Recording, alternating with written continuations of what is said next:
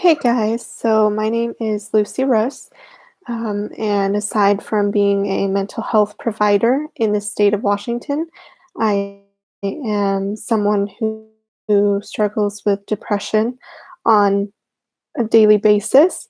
So I thought I'd go ahead and make this quick little video about depression and what it is and is not. So let's start about the things that depression is not. First and foremost, depression is not something to just give her. No. I think those of us who struggle with depression probably hear that a lot. Buck up, get over it. Um,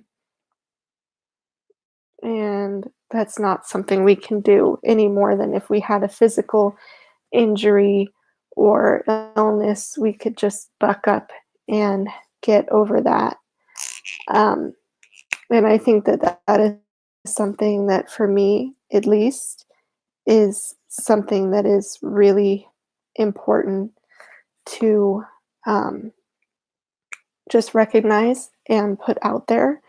Because, again, I think it's something that we all probably hear a lot. But just like if you broke your leg, you would go to the hospital, you would see a doctor, you would get a cast, you would take medication, you might need physical therapy. Um, I think it's important to recognize that for depression, it's perfectly acceptable to seek out a doctor or therapy or medication for that. And I think that in society, we should treat it just as we would treat somebody seeking medical help for that broken leg. Um, Another thing depression is not is laziness. No.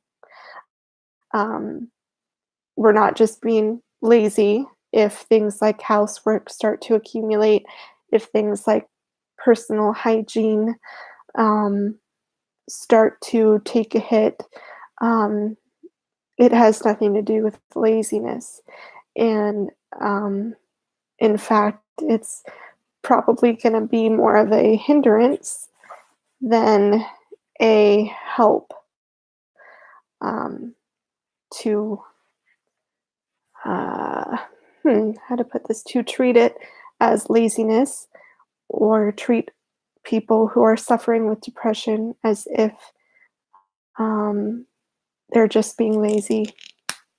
And I think also something important to point out is that depression is not a choice. It is not a choice. Um, and the reason I say that is kind of to go along with it's not something you can just get over. A lot of people, I feel like, think that if we are depressed, especially over uh, a particular issue, that we're kind of making a choice to dwell on that issue and to not move on and get over it. Um, but if I think if many of us who experience depression could say that if it was a choice, we would choose to just move on and get over it, and not choose to live kind of in that space. And to kind of enlighten you guys more about that, I would now like to move on to talking about what depression is. Depression, first and foremost, is a mental illness. And what I mean to do by pointing that out is bring up my broken leg example. Just like if you had a broken leg, or if you had some kind of other physical illness you were concerned about, um, you would probably go to the doctor. Um, Depression and any other mental illness can be just as serious. It can affect your daily life just as much, your daily ability to function just as much. And again, I think that as a society, we need to start treating it like that. Um, and there should be just as little shame in seeking mental health help maybe even medication um, for depression, as there would be for going to the doctor for a broken leg, going to the hospital or the doctor for a broken leg. Something else depression is numbness. Um, and what I mean by that is emotional numbness. Um, Sometimes depression can make people feel very sad and very down. Other times, when it doesn't affect them in that way, it can make them feel emotionally numb. And when I say emotionally numb, I literally mean the inability to feel anything. Just like if you went to the dentist and got your mouth numbed, just like if you woke up, you were sleeping on your arm, so it's numb. You could be poking at that, and you wouldn't feel anything. Um, well, I feel like that's important to acknowledge because people who don't understand depression, I've gotten, "Where's your compassion? Where's your empathy? You seem so rigid. You seem so cold." Um, and, on the one hand, I'm sorry uh, that I may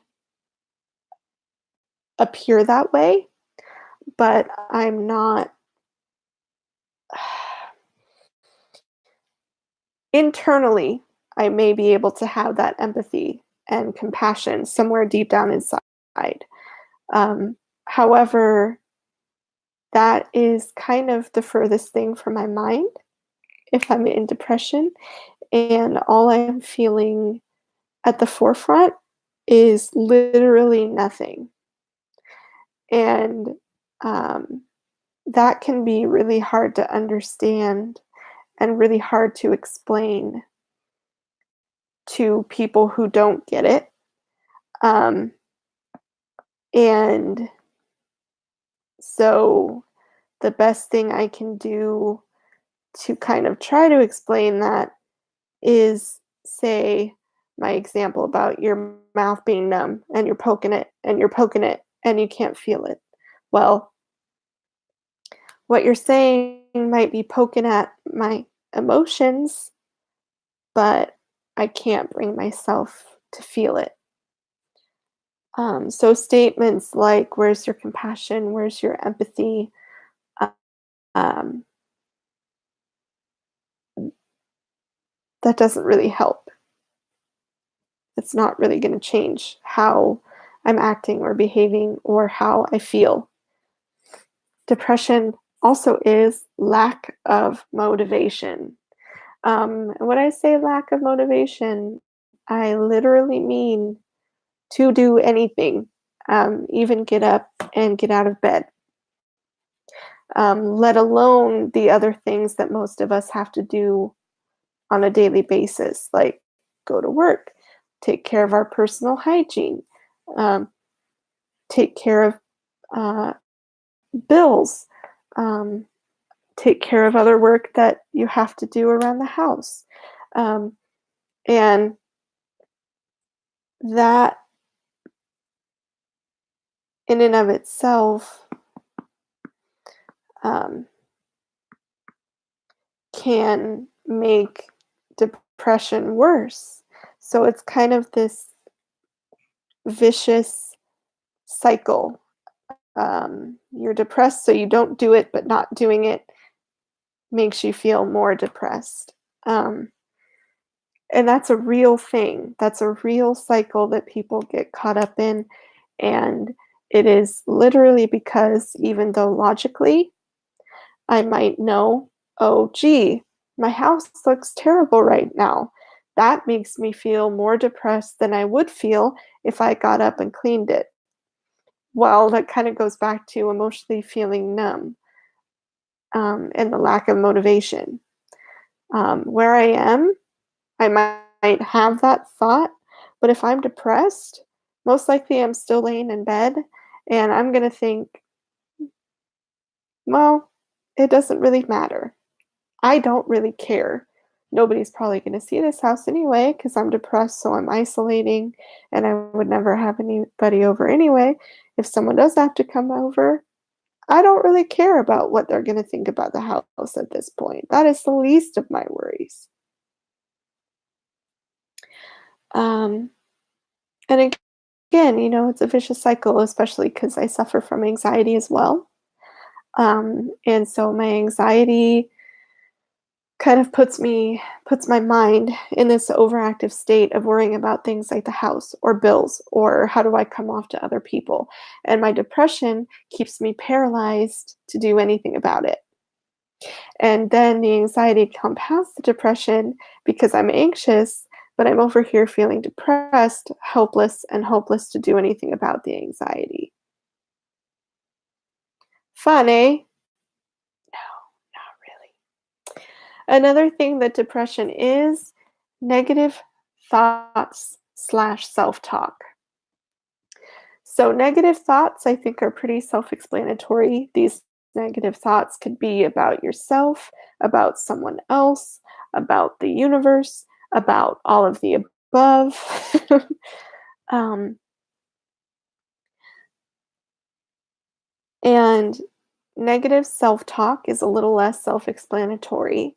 Um, Self talk is the internal dialogue that we all have with ourselves going on in our head. Um, Quite simply, it's how we talk to ourselves. When someone is depressed, some common self talk, um, you're not good enough, um, you're stupid, you're ugly, um, you're not doing enough. Um, I can't believe that these people in their lives actually love you. Um, Many more other things that are unfortunate, but that go through our minds. Um, they could get a lot more worse, a lot more graphic. Um, but those are some pretty common ones that I feel are safe to put in a video that I'm not sure who's watching or what age group would watch or what you would want people to hear. So, some negative thoughts could be, who cares? Is this even worth it? Am I even worth it?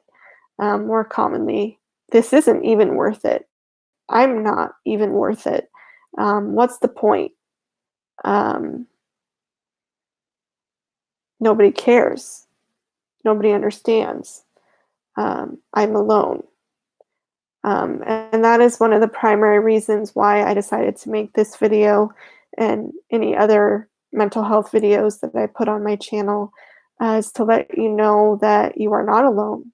Um, this video is about depression, so I know that if you're in a depressed place, you might not be ready to hear that. You might not be ready to take it in.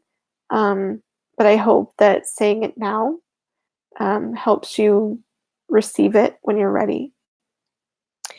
Um, and um, it's a lot more common than people think, um, to experience depression and other mental health issues. Um, yeah. So another thing that depression is sorry, I'm trying to write on my whiteboard and talk at the same time. Hold on.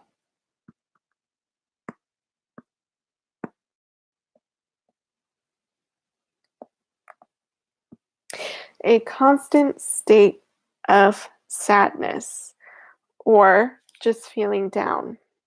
Now, when somebody who is depressed is not feeling the emotional numbness I'm talking about, there's usually this sense of feeling down, or feeling sad. This could be for a reason you can easily identify. such as someone just made a comment that validates those negative thoughts or negative self talk that I'm having. And so now I'm feeling sad and down. It could be for no reason at all that makes sense to you at the time. It could be because uh, you've been triggered. Depression, like a lot of other mental illnesses, has triggers. Um, the important thing is to realize about depression is that if it's not a reason that is easily perceived to you as someone who doesn't struggle with depression, or even just someone who isn't that specific person, that doesn't mean that it's not real to the person with depression or the person who is experiencing that sadness and being down. And I think that that's really important to acknowledge, because it goes along with the "can't you just get over this?" or "why are you still dwelling on this?" Um, and to people watching this because they're struggling with depression, I just want to say that it's okay to be feeling how you're feeling right now. I know that nobody needs to give you permission to feel how you're feeling. Society likes to make it feel like we need permission to feel what we're feeling. I have literally heard from people in my life, "What do you have to be depressed and anxious about?" I like that new word I just invented, deprecious. Um, but I've literally heard that from people in my life. "What do you have to be depressed and anxious about?" So I don't have their permission to feel what I'm feeling. Well, if you have been made to feel like you need permission to feel what you're feeling, I'm giving you permission. Me, right here, right now in this video. I give you permission to feel what you're feeling. I say it's okay to feel what you're feeling. I'm not saying it feels okay, because depression does not feel okay, but I give you permission. Um, so another part of these videos is sharing what I know, both as a mental health provider and somebody who experiences depression, that can help. In terms of coping skills, if you're feeling depressed, journal. Um, I feel like journaling really helps. Writing down some of these negative thoughts that keep occurring over and over in your head can actually help to sometimes let them leave your head and go onto that paper. And if do whatever you want to do with the paper, keep it, destroy it, but it helps it go out of your head and onto the paper. Um, Support from the right people if you're feeling depressed is really huge. If you're in a place with your depression where you can really accept that and take that in. Um, Sitting with the feelings, as uncomfortable as they may be, um, I feel is a huge way to process, um, and processing helps us move past what we're feeling sometimes. Um, Watching an uplifting movie or listening to uplifting music, reading an uplifting book. Um, Again, if you're really deep into this depression or this depressive episode, um, probably not going to do a whole lot. If you can catch it at a place where you might be going into it, but you're not fully there yet. Again, mental health is about being proactive. So that's really where those things are going to help. As someone who wants to support and be there for someone who experiences depression, certain things are crucial. Take into account everything I've talked about in this video, what depression is, what depression isn't. Um, there are lots of misconceptions that no matter where our heart is coming from, if we bring them into supporting someone who's depressed, it's not the healthiest thing. Um, hold the space.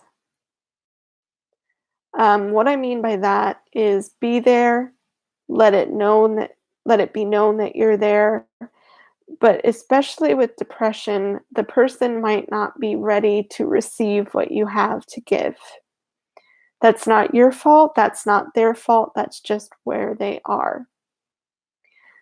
Hold the space until they are. Um, Another thing I think is crucial, don't try to fix it. Don't try to cheer them up because that is going to personally feel like a failure to the person trying to help because depression, again, is not something to just get over. It's going to take time. Now, that's not to say making a funny joke won't make a person who's depressed laugh. There are times in depression that it won't. Um, just be understanding. If they need you to just sit in the room with them, just sit in the room with them. If they don't know what they need, again, hold that space. Just be there and let it be known that you're there. If you know something that you can do that's going to make them happy, great. Um, Going back to coping skills for if you're experiencing depression for a second, self care is huge. Um, there are many different types of self care depending on how deep you are in this depression.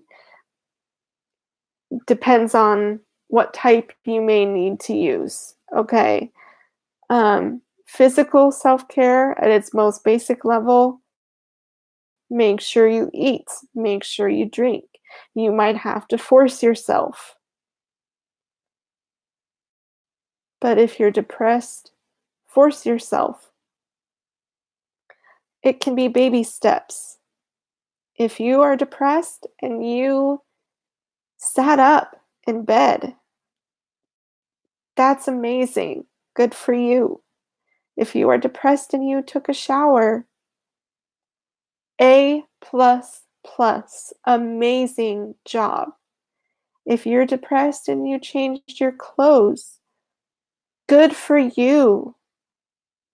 There are days that that is hard to do for people who are experiencing or have experienced depression. So when I say those things, I'm not making light of it. I'm not making fun of it. I'm being completely serious. Good for you. Amazing job. Keep going. Baby steps. Okay? You don't have to be laying in bed crying all day one day and then be on top of the world, you know, employee of the month, mom of the year, dad of the year, uh, got everything done, every single bill is paid, you've got not a care in the world the next day. That's not only not possible, but that's too much to expect of anybody, depression or not, other mental illness or not. So know wherever you are, however you are doing great. I'm a support if you need it. Um, Reach out to me. I have time to read and respond to messages and comments. Um, I'm a real person. I'm a social worker. I'm a mental health provider. I have resources. Um, know that somebody cares about you. Know that somebody cares about you. I've never met you, but as an inherent other human being that exists, I care about you. Know that you're not alone. Um, Please, please, please take care of yourself.